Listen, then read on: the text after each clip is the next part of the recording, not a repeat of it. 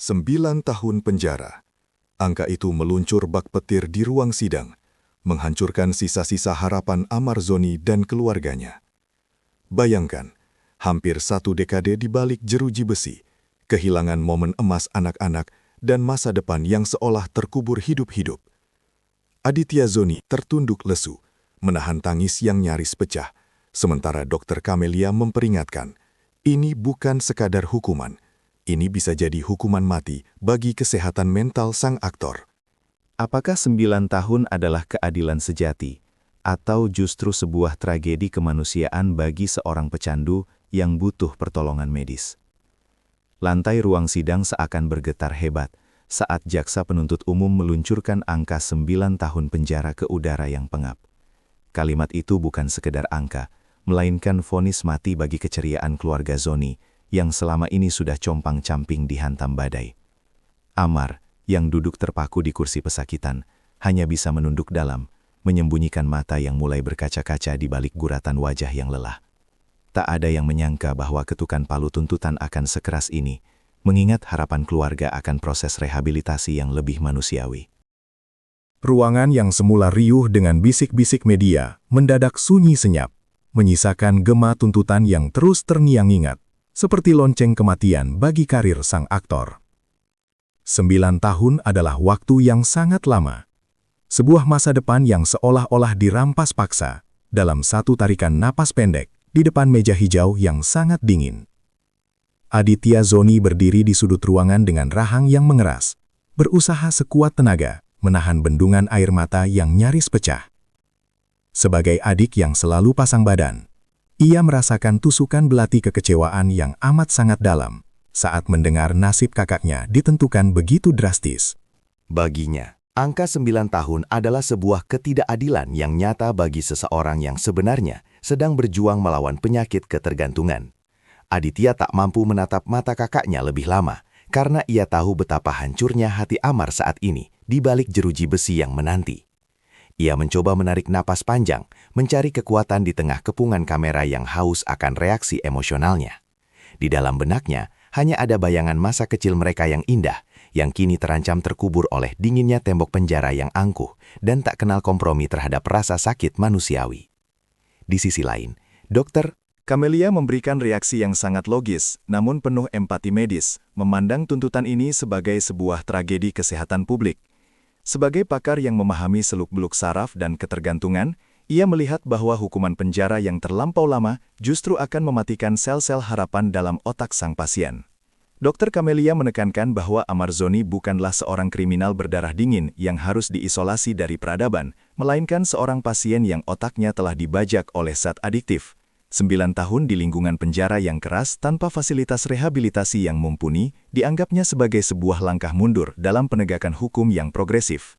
Ia mengkhawatirkan kondisi mental Amar akan merosot ke titik nadir, memicu depresi berat yang sulit disembuhkan meski masa hukuman nantinya berakhir karena luka psikologis seringkali jauh lebih dalam. Pikiran Aditya tak henti-hentinya melayang pada nasib keponakan-keponakannya yang masih sangat kecil dan membutuhkan figur seorang ayah di sisi mereka. 9 tahun berarti Amar akan kehilangan momen-momen emas pertumbuhan anak-anaknya, mulai dari langkah pertama hingga kata-kata pertama yang bermakna. Hal inilah yang membuat Aditya merasa tuntutan jaksa sangat tidak memikirkan aspek kemanusiaan dan dampak sosial yang luas bagi keluarga yang ditinggalkan.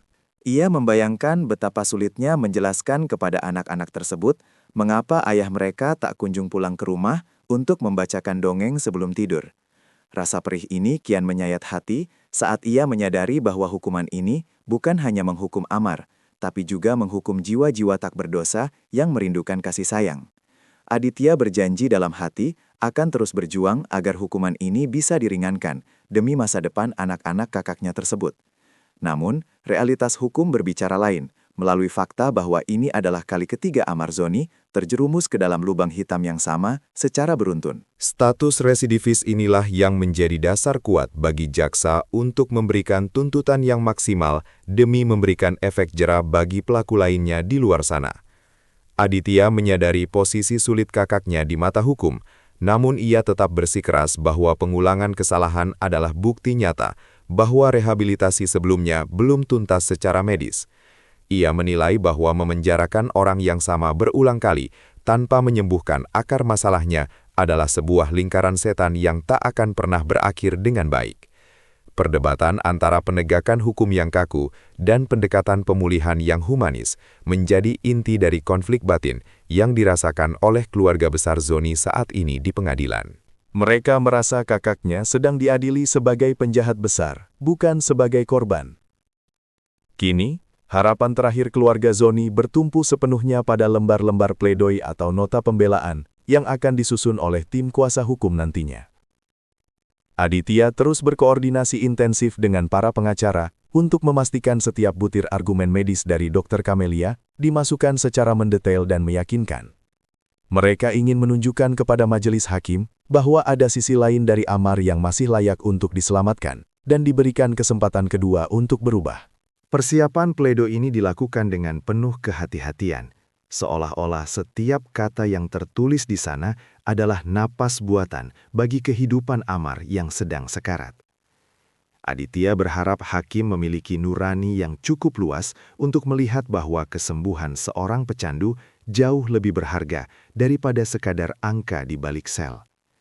Mereka sedang merajut kembali harapan yang sempat koyak, berusaha mencari celah cahaya di tengah kegelapan tuntutan yang sangat mencekam dan menakutkan itu.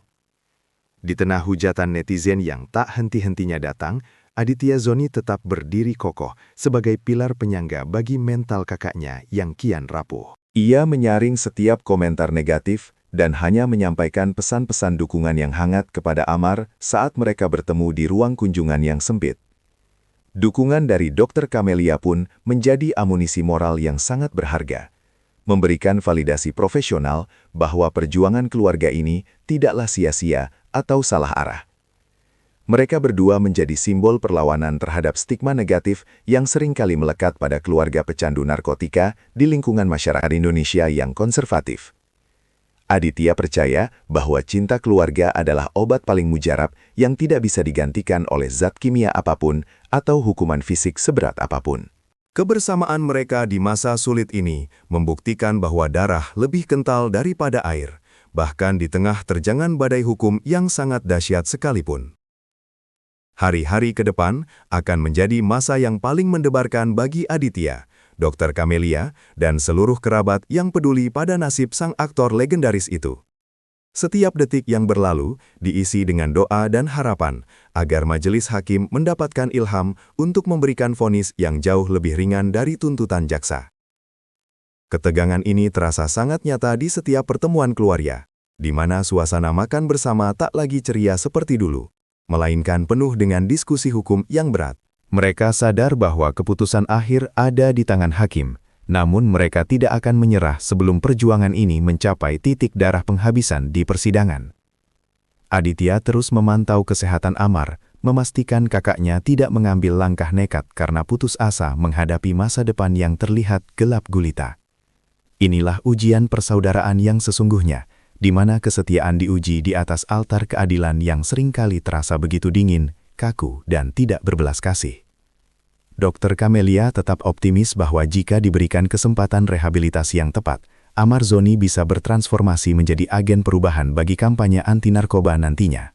Ia membayangkan Amar yang pulih sepenuhnya bisa berbicara di depan publik tentang bahayanya kecanduan, sebuah dampak yang jauh lebih positif daripada sekadar membiarkannya membusuk di penjara. Visi ini terus ia sampaikan kepada Aditya untuk menjaga semangat sang adik agar tidak layu sebelum berkembang dalam menghadapi proses hukum yang melelahkan. Dr. Camelia berpendapat bahwa negara seharusnya memanfaatkan figur publik untuk edukasi, bukan sekadar menjadikannya contoh hukuman yang mengerikan bagi masyarakat luas. Baginya, pemulihan Amar adalah sebuah investasi sosial yang jauh lebih menguntungkan bagi bangsa dalam jangka panjang daripada sekadar menanggung biaya hidup tahanan selama 9 tahun. Harapan besar ini menjadi api kecil yang tetap menyala di tengah badai tuntutan yang dingin dan sangat menusuk tulang. Pada akhirnya, setelah semua usaha manusia dilakukan secara maksimal, Aditya Zoni hanya bisa bersimpuh dalam doa yang panjang di setiap sujudnya kepada Tuhan. ia menyerahkan segala nasib kakaknya kepada kekuasaan yang lebih tinggi. Sembari tetap berharap ada keajaiban yang muncul di hari pembacaan vonis nanti di pengadilan. Reaksi Aditya yang kini lebih tenang menunjukkan sebuah kepasrahan yang elegan, sebuah bentuk kedewasaan setelah dihantam kenyataan pahit berkali-kali dalam waktu yang singkat. Ia ingin publik tahu bahwa Amarzoni tetaplah manusia biasa yang memiliki ruang untuk salah, namun juga memiliki hak untuk memperbaiki diri seutuhnya. Dengan dukungan medis Dr. Camelia dan kasih sayang keluarga, ia yakin bahwa perjalanan gelap ini akan menemui ujungnya, entah itu dalam waktu dekat atau lama. Penantian panjang ini akan menjadi catatan sejarah dalam hidup keluarga Zoni tentang arti sebuah pengampunan, perjuangan, dan cinta yang tak pernah padam oleh waktu.